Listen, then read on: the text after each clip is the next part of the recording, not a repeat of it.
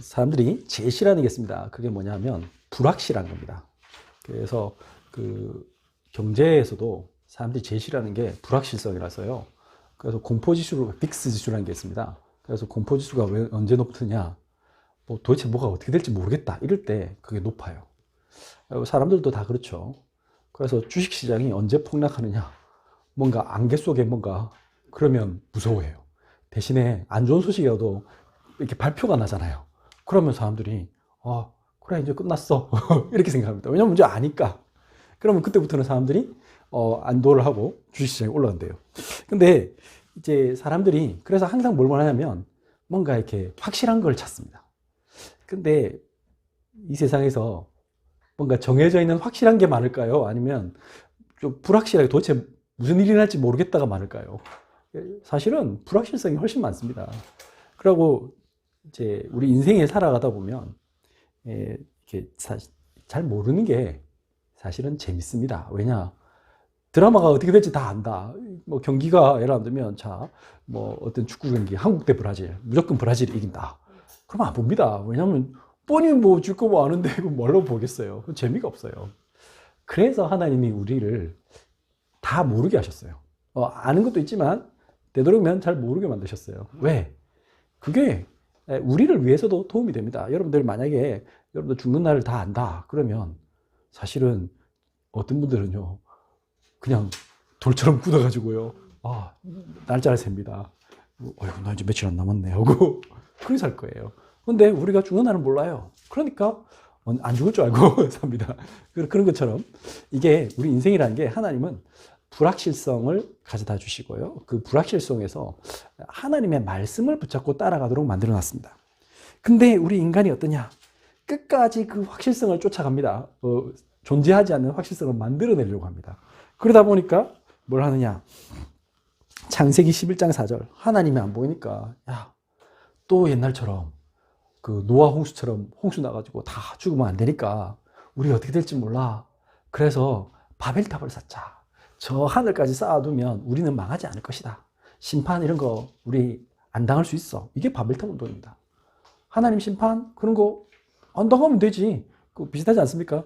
요즘 사람들이 안 죽으면 되지. 그래서 뭐 이렇게 인간 복제하자. 아니면 뭔가 냉동 인간 만들어 놓고 다시 살려내는 거 뭐 하자. 그거나 똑같아요. 그래서 창세기 11장 4절 또 말하되 자 성읍과 탑을 건설하여 그 탑 꼭대기를 하늘에 닿게 하여 우리의 이름을 내고 온 지면에 흩어지면 면하자 하였더니 이게 인간의 본능이에요. 신 안 보이잖아. 내가 근데 그런 거 믿어야 돼? 불확실해. 도대체 신이 뭐 어떤 마음을 갖고 있는지 잘 모르겠어. 그냥 차라리 우리끼리 잘 먹고 잘 살면 돼. 이제 그런 내용이죠. 심지어는 하나님이 언약의 백성들을 불러내가지고 언약을 가르쳐주고 기적을 보여주고 했는데 근데 그런 사람들조차도 끝까지요. 뭔가 눈에 보이는 걸 찾습니다. 그게 복음의 종교화입니다. 지금 모세는 하나님의 말씀을 듣기 위해서 지금 시내산으로 올라갔고요. 백성들은 그 아래에 있습니다. 지금 모세는 그 백성들을 위해서 막 기도하고 일하고 있는데 이 인간들은 뭐 했느냐 이랬습니다. 출애굽기 32장 1절 백성이 모세가 산에서 내려옴을 더딤을 보고 모여 백성이 아론에게 이르되 말하되 일어나라 우리를 위하여 우리를 인도할 신을 만들라 이 모세 곧 우리를 애굽 땅에서 인도해낸 사람은 어찌 되었는지 알지 못함이니라.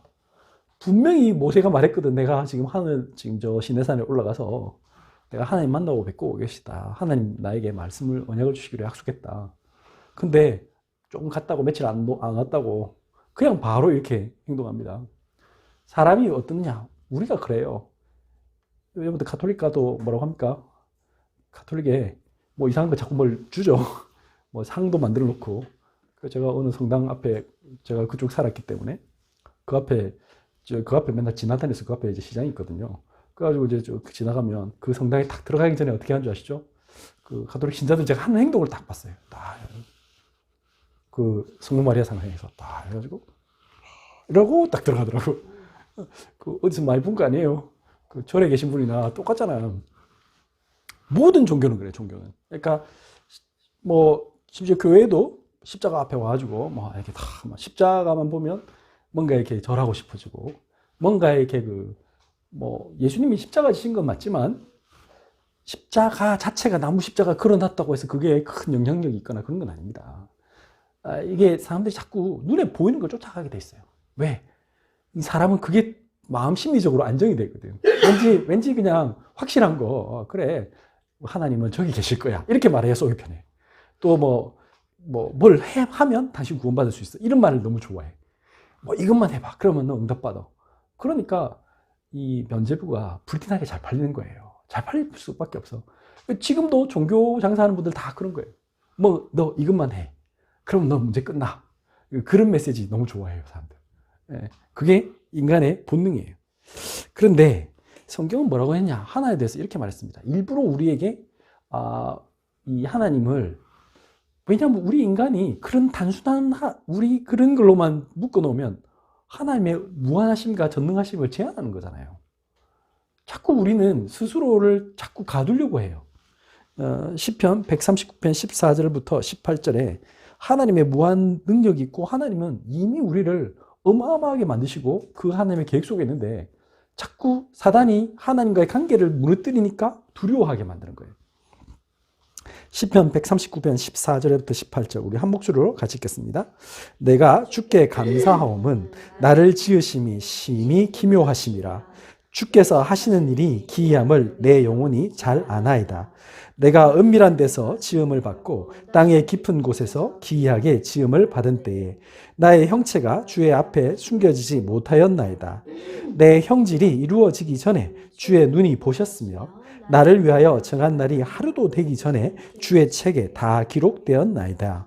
하나님이여, 주의 생각이 내게 어찌 그리 보배로우신지요. 그 수가 어찌 그리 많은지요.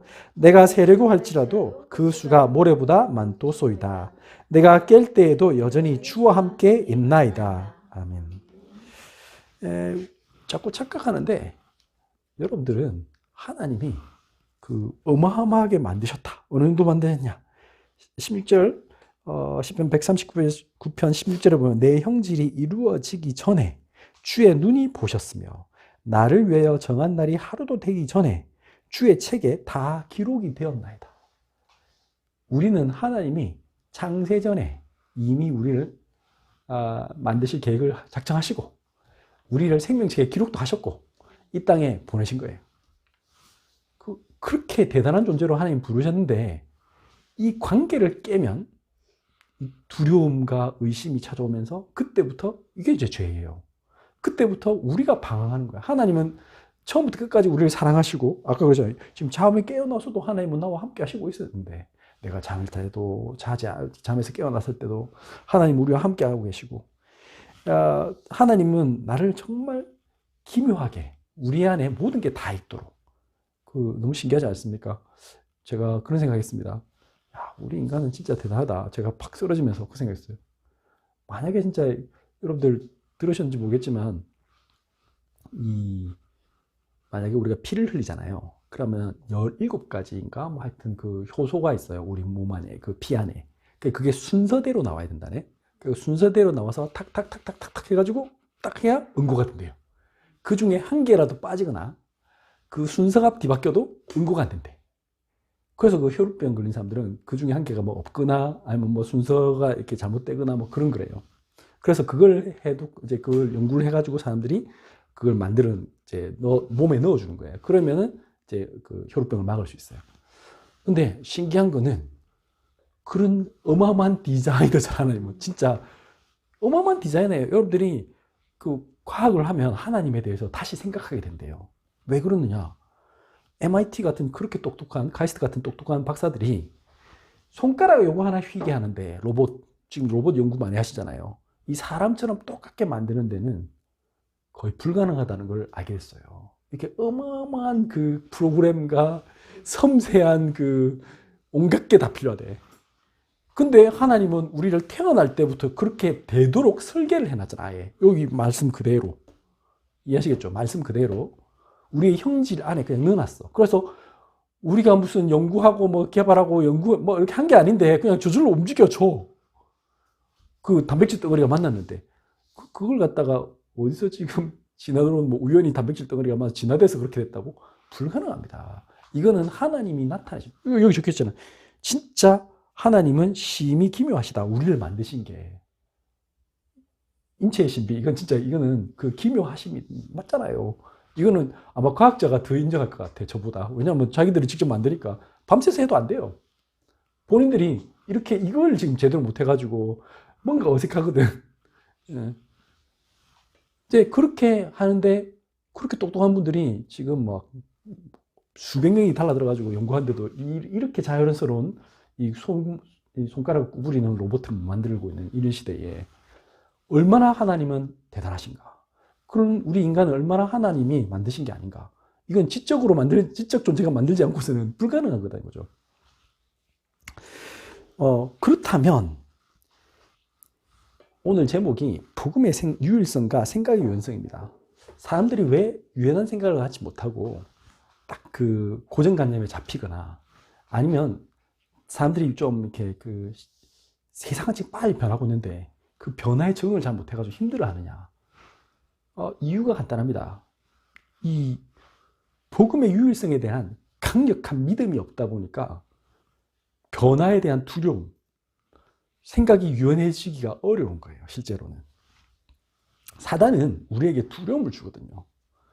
지옥의 권세를 잡은 사단이, 죽음의 권세를 잡은 사단이 하나님과의 관계를 깨기만 하면 우리는 담대함이 없어져요. 그래서 우리는 하나님을 없다고 하는 순간부터 행복이 찾아오는 게 아니고 두려움이 찾아오는 거예요. 창세기 3장을 보면 두려워하여 숨었다. 원래 하나님 앞에 당당하게 나갔는데 근데 그러지 못하고 숨었다. 그러고는 아무 역할을 못하는 나뭇잎 가지고 자기 몸을 가렸대. 부끄러워했대. 그러니까 자존감이 없어진 거예요. 하나님을 떠난 모든 사람은요, 자존감이 없어요. 왜? 내가 하나님 자녀가 아니기 때문에. 그때부터 죄의 노예가 되고 죄의 종이 되기 때문에 그런 거예요. 그 나뭇잎이 나를 어떻게 해볼 수 없잖아요. 그 햇빛 조금 나면 벌써 끝날 건데 그걸 할 거래.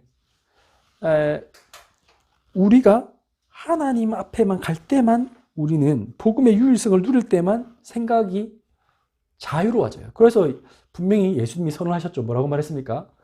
너희가 내 말에 가면 참 내 제자가 되고 진리를 알지니 진리가 너희를 자유케 하리라. 요한복음 8장 31절 32절 말씀입니다. 그래서 이 하나님 말씀이 나에게 다가올 때만, 그 믿어질 때만 진리가 너희를 자유롭게 합니다. 근데 이 학문하는 데서, 연세대학교 이런 데서 그 앞에 거 다 빼고 그 말 좀 멋있어 보이니까 진리가 너희를 자유롭게 할 것이다. 그거 뭐 대학교마다 이렇게 붙여놨어요. 사실은 그거는 무슨 뽐나라고 한 말이 아닙니다. 생명의 말씀을 전달한 겁니다. 그래서 유연해지는 방법이 하나밖에 없어요. 내가 생각의 유연성이 왜 안 되느냐? 두려움이에요. 그러면 생각의 유연성을 가지려면 뭐부터 해야 되느냐? 믿음부터 가져야 돼. 복음의 유일성의 확신부터 가질 때만 이 생각의 유연성이 생겨요. 내가 다른 어떤 것에서도 괜찮다가 돼요. 실패해도 괜찮다가 돼야 돼. 보시면 하나님이 우리가 워낙 이 강팍한 마음, 여러분들 죽었다란 말을 다시 한번 해보면 옛날에 제가 개척 처음 시작했을 때 같이 참여해 주셔서 같이 이렇게 하셨던 집사님이 계세요. 그분이 검도 한 6단, 7단? 굉장히 고수님이세요. 그 집사님이 저한테 명언을 가르쳐 주셨어요. 뭘 가르쳐 주셨느냐? 그분이 저한테 그러더라고. 목사님, 사람이 죽는다는 것은 굳어간다는 것입니다. 굳었다는 겁니다. 육신도 마찬가지입니다. 죽으면 뻣뻣하죠. 시체는 뻣뻣합니다. 살아있는 사람은 부드럽습니다. 늙어갈수록 있잖아요. 부드러워져야 돼요. 안 그러면요, 굳으면요. 그거는 죽음의 시계가 다가오고 있는 거예요. 생각도 똑같습니다. 애들은요, 금방 바꿉니다. 애들 어디 바꾸자 하면 좋아합니다. 어디 가자 그러면 갑자기 계획이 없던 거 하자 그러면 좋다고 그래 근데 어른들은 바로 짜증냅니다. 아까 하기로 했잖아. 그러고 또 이렇게 불확실성이라고 어른들은. 근데 애들은 괜찮아요. 그거 왜 그럴까요? 엄마 아빠에 대한 신뢰가 있는 친구들은 괜찮아요. 근데 엄마 아빠하고 뭔가 이렇게 엄마 아빠에 좀 이상하게 의존하거나 과도하게, 그러니까 독립적 생각을 못 하거나 그냥 사랑을 받은 친구들은 두려워하지 않고 그러는데 뭔가 이렇게 좀 잘못된 사랑을 받은 친구들은 어떻게 되죠? 어제 싫어해요. 막, 뭐, 가기로 했잖아. 짜증내고 막 울고불고 막 그렇게 막 당황해하죠. 하나님은 우리에게 복음을 다시 깨닫도록 해야 됩니다. 그래야 우리가 그 생각이 굳은 마음을 없앨 수 있습니다. 그래서 어떻게 했느냐? 에스겔 11장 16, 17절 보면 그런즉 너는 말하기를 주 여호와의 말씀에 내가 비록 그들을 멀리 이방인 가운데로 쫓아내어 여러 나라에 흩었으나 그들이 도달한 나라들에서 내가 잠깐 그들에게 성소가 되리라 하셨다 하고 17절 너는 또 말하기를 주 여호와의 말씀에 내가 너희를 만민 가운데에서 모으며 너희를 흩은 여러 나라 가운데에서 모아내고 이스라엘 땅을 너희에게 주리라 하셨다 하라. 자, 하나님이 이스라엘 백성들을 일부러 가나안 땅에서 쫓아내가지고 70년 동안 바벨론 포로로 그리고 전 세계 흩어버리죠. 왜 그렇게 하셨습니까? 하나님이 무능력해서가 아닙니다. 워낙 복음을 처음부터 얘기했는데 안 믿어. 워낙 그 옆에 이상한 우상숭배, 뭐 세상의 물질 중심, 사람 중심, 그냥 뭐 근력 중심 이런 것만 쫓아가니까 하나님이 안 되겠다. 좀 얘들이 좀 하나님만 바라볼 수 있도록 만들어야겠다. 그게 뭐예요? 복음의 유일성을 찾을 수 있도록 하기 위해서 노예 포로 속국한 거예요. 나가보니까 이거 세상에는 그 배가 없구나. 그 바벨론 그렇게 강한 나라인 줄 알았는데 조금 있다가 페르시아한테 망해. 페르시아? 와 이건 뭐 진짜 뭐 어마어마한 나라네. 조금 있다가 알렉산더 제국에 망해. 알렉산더 제국 그 뭐 꼴랑 30년 뭐 조금 있다 또 망해. 로마가 들어서. 지금 제가 뭘 얘기하는 겁니까? 이걸 다니엘이 환상 본 거잖아요. 별거 없다는 거예요. 세상에는 참된 평화, 기쁨, 구원이 없음을 전 세계에 나가서 확인해 봐라. 진짜 참 하나님은 여호와 하나님밖에 없다. 오직 예수 그 외에는 답이 없다. 그래서 그곳에서 오히려 하나님을 찾도록 하기 위해서입니다. 여러분들 지금도 하나님이 전 세계 유대인들 흩으신 바람에 유대인들이요 가장 생각의 유연성이 강해요. 지금 전 세계에서요 유대인 그 이스라엘 나라가 그 스타트업 기업이 1인 국민 뭐 1000명당 스타트업 기업 수가 미국의 뭐 10배나 어마어마하게 많습니다. 그 사람들은 직장 이렇게 대기업 들어갈 생각을 하는 게 아니라 막 스타트업을 하려고 하고 그렇게 합니다. 막 연구소 차리려고 하고 새로운 걸 하려고 합니다. 이 생각의 유연성이 어디서 왔겠습니까? 그 사람들이요 이 DNA가 있어요. 이 사람들은 뭐예요? 전 세계 쫓겨다니는 DNA. 맨날 스페인 갔다가 스페인이 막 또 왕이 뭐 명 내려가지고 유대인들 때문에 안 되겠다면서 쫓아내라 그러면 또 쫓겨나야 돼. 그러니까 항상 이제 어디 들고 튈 준비가 돼 있는 사람들이잖아요. 그러니까 새로운 것에 항상 적응해야 되니까 뭐 이번에 이제 러시아로 갔어. 그럼 러시아 말 배워야 돼. 그 관습 배워야 돼. 그런 거 있잖아요. 이게 항상 이제 이게 유연한 거야 생각이. 그러고 언제든지 튈 준비해야 되니까 뭐 이렇게 돈 같은 것도 빨라. 어디가 하면 돈이 되고 어디가 돈이 안 되는지 눈치가 빨라. 그러니까 미국에서도 항상 새롭게 막 저기가 새로 뜬다더라 하면 가보면 벌써 유대인이 땅 다 사놨어. 이런 스타일이에요. 그러니까 유연성이 돈을 벌게 해요. 실제로 경제도. 근데 사람들이요 이 맨날 하던 거 뭐 안 바꿔 끝까지. 그러면 이제 이게 시대에 뒤떨어지게 돼 있어. 어쩔 수 없어. 그러면 시대에 뒤떨어지면 어떻게 되죠? 세상은 지금 급변하는데 생각의 유연성이 없으니까 이제 안 되는 거죠. 하나님이 우리에게 아까 생각의 유연성이 없는 이유가 있어요. 아까 그랬잖아요. 두려움만 그렇다고. 사람이 실패에 대한 두려움, 내가 새로운 거 했을 때 어떻게 됐을까? 그러면 못하는 거예요. 근데 하나님은 항상 복음 가진 사람들에게 뭘 했습니까? 아브람 보고 네 본토, 친척, 아비 집을 떠나 내가 지시한 땅으로 가라. 이게 내라 모빌리티예요. 여러분들 지금은 성경은 처음부터 모빌리티를 얘기했어요. 움직여라. 왜? 생각의 유연성이 바뀌어야 되거든. 이거는 유연해져야 돼. 근데 유연해진다는 말은 어떻게 하면 유연해집니까? 아브라함이 믿음의 조상이기 때문에 그런 거예요. 하나님 말씀을 믿어야만 갈 수 있는 거예요. 안 그러면 가기 싫죠. 가고 싶겠어요. 내가 여기 편한데. 그래서 사단이 심은 것들을 제거해야 됩니다. 우리는 뭘 해야 되느냐?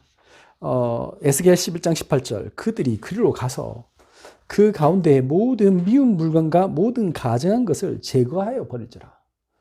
하나님이 왜 아브람 보고 본토 친척 아비 집을 떠나라 했느냐? 거기가 뭐 하는 곳이기 때문에? 우상 숭배하는 곳이니까. 갈대아 우르 지방을 떠나.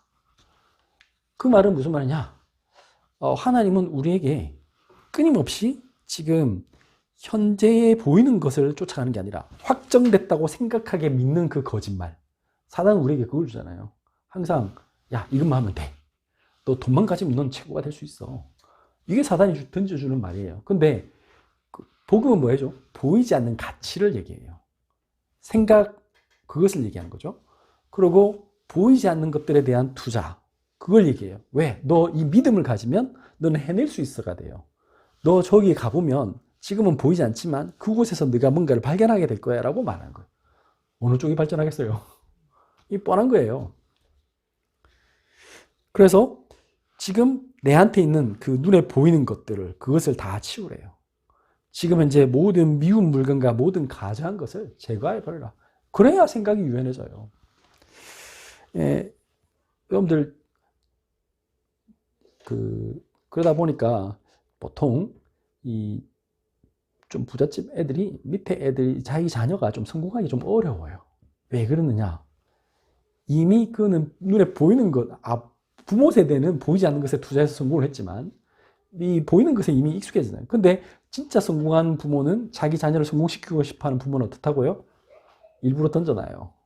스스로 그런 보이지 않는 가치들을 찾을 수 있도록 좀 훈련도 시키고 고생도 시키고, 어쩌면은 아까 여기 말씀처럼 잠깐 내가 그곳에서 너의 성소가 되어줄게. 그 말은 무슨 말? 포로 속국되게 만든다요. 잠시 고생하게 해야 되는 거예요. 남의 밑에서 일도 좀 해보고요. 알바도 해보고, 그래야 걔가 성공해요. 왜? 그 속에서 또 나만의 하나님이 나와 함께 하시는 비밀을 누리는 것을 체험해야죠. 그게 상처가 되면 안 돼요. 왜 그럴까요? 하나님이 나와 함께 하시니까 내가 상처되지 않는 거죠. 잠시 할 거니까. 우리가 이 세상 살면서 고생하는 거 잠시 할 거니까. 영원한 천국이 예비되어 있으니까. 우리는 전혀 내가 뭐 다른 사람 부럽지 않아야 돼요. 이거 뭐 집 있고 살면 그렇지 뭐. 벤츠 타고 뭐 그게 뭐 별거야? 이래야 된다고. 그게 부럽지 않죠, 당연히. 나는 하나님 자녀인데. 그게 되면 그 사람들을 뛰어넘는 사람이 되는 거예요. 에스겔 11장 19절 20절 보면 그때 비로소 어떤 일이 벌어졌냐. 이 모든 것에서 진짜 진정한 가치를 발견하면 에스겔 11장 19절 내가 그들에게 한 마음을 주고 그 속에 새 영을 주며 그 몸에서 돌 같은 마음을 제거하고 살처럼 부드러운 마음을 주어 20절 내 율례를 따르며 내 규례를 지켜 행하게 하리니 그들은 내 백성이 되고 나는 그들의 하나님이 되리라.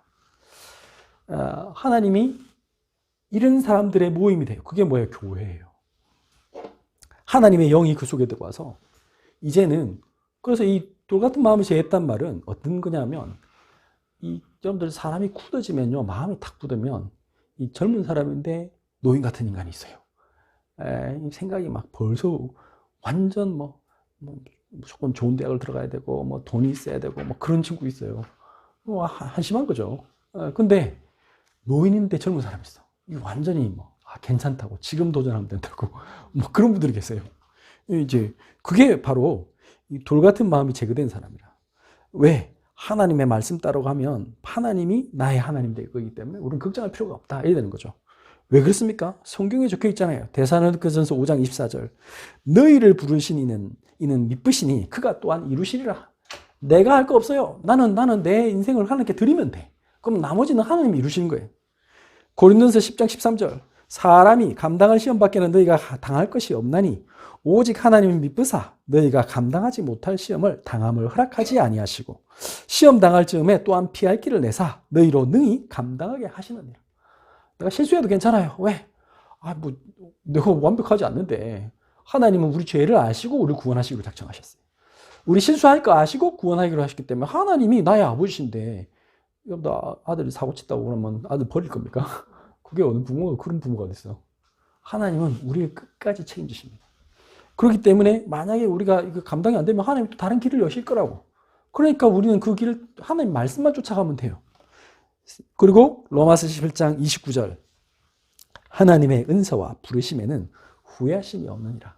하나님이 우리에게 은혜 베푸시고 우리를 하나님 자녀 삼으셨는데 그걸 놓고는 내가 괜히 너를 불렀다. 이럴 수가. 네가 나를 이렇게 속삭일 줄 누가 알았겠냐. 그럼 하나님은 전능한 하나님이 아니죠. 하나님은 전지전능한 하나님. 하나님이 우리를 끝까지 포기하지 않고 우리가 너무 이상하면 매를 좀 대면서 정신 차릴 때까지 좀 해서라도 끌고 가세요. 걱정할 필요가 없어. 그러면 우리가 해야 할 게 뭡니까? 진짜 하나님이 나와 함께 하시기 때문에 우리는 항상 오픈만 돼야 돼. 이제는 어떤 걸 얘기 들어도 들을 수 있어야 돼. 심지어는 뭐 저 사람하고 나하고 의견이 좀 달라도 저렇게 생각할 수도 있구나. 제가 이런 마음을 가지니까 요즘 전혀 그 비성경적이고 아주 기독교를 욕하는 사람들의 책도 제가 읽습니다. 요즘. 왜? 거기서도 배우려고 합니다. 저 사람들이 왜 저렇게 생각했을까? 한번 생각해 보면서 제가 좀 다른 관점으로 바라보려고 합니다. 포지티브 띵킹 리프레임입니다. 이제는 우리는 어떤 상황을 볼 때 항상 새롭게 다른 사람들이 지금 망할 것이다. 이러면 너 실패한다. 너 잘하면 죽는다. 근데 아니에요. 우리는 그 위기가 오히려 기회일 수도 있다. 왜? 그 속에 하나님의 계획이 있다면 우리는 그 일을 해야 되는 거예요. 영혼 살리는 것이라면 우리는 돈 안 될, 저거 보면 완전 돈 그냥 계속 그냥 투자만 해야 돼. 그 밑빠진 독에 물 붓기 하는 그런 것 같은데도 우리는 해야 돼. 왜? 하나님의 계획이라면. 그게 영혼 살리는 거라면. 그게 이제 신기한데 복음운동이에요. 근데 그 속에 하나님이 역사하시면요. 우리가 예상하지 못한 어마어마한 축복들이 숨겨져 있어요. 자, 오늘 말씀을 한번 정리해 보겠습니다. 복음의 유일성과 생각의 유연성.